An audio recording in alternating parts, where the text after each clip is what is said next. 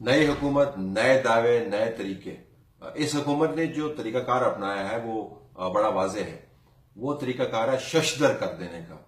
ऐसी बातें करें कि तमाम लोग शशदर हो जाएं, परेशान हो जाएं और ये यकीन कर लें कि जो कहा जा रहा है वो ज़ाहिर है इतने बड़े पैमाने पर कहा जा रहा है वो गलत तो हो नहीं सकता। इकोनॉमिक पॉलिसी पर कहा गया कि सऊदी अरब से हमें ऐसे डॉलर आएंगे, पहले इन्वेस्टमेंट कहा गया फिर डॉलर्स कहा गया, कि हमारे तमाम दलिदर दूर हो जाएंगे। सऊदी अरब ने उतने ही डॉलर दिए जितने सऊदी अरब हर हुकूमत को देता है और वही तेल कंसेशन पर दिया जो पाकिस्तान की हर हुकूमत उनसे मांगती रही है। फिर ये कहा गया कि चीन से इतने डॉलर आएंगे कि आप सब लोग परेशान हो जाएंगे और मसाइल खत्म हो जाएंगे। चीन ने उतने ही डॉलर देने का असूली फैसला किया जितना चीन दूसरे ममालिक को डॉलर्स देता है और उन्हीं शराइत पर। फिर ये कहा गया कि पाकिस्तानियों से हम इतने पैसे इकट्ठे करेंगे कि आप सब हैरान हो जाएंगे।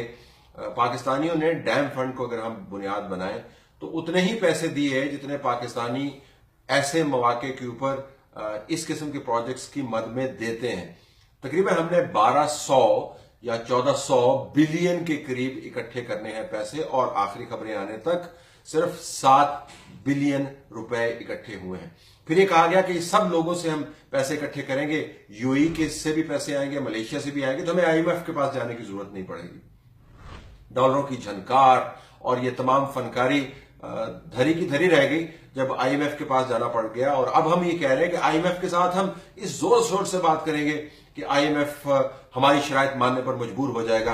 हालांकि आईएमएफ जो देता है पैसे अपनी शराइत पर देता है, जो मांगने वाला है उसकी शराइत वो कबूल नहीं करता। हमें यह भी कहा गया था, मैं आज आपके सामने दावा कर रहा हूं 8,000 अरब रुपया हर साल इंशाल्लाह इसी कौम से इकट्ठा करके दिखाऊंगा आपको।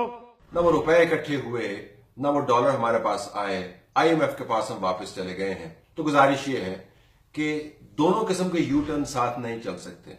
या तो इस पॉलिसी पर यू टर्न लीजिए जिससे लोगों को आप शशदर करते हैं, या लोगों को जो सुहाने ख्वाब दिखाए थे उसके ऊपर यू टर्न कर लीजिए, क्योंकि लोगों की विपदा बढ़ती चली जा रही है।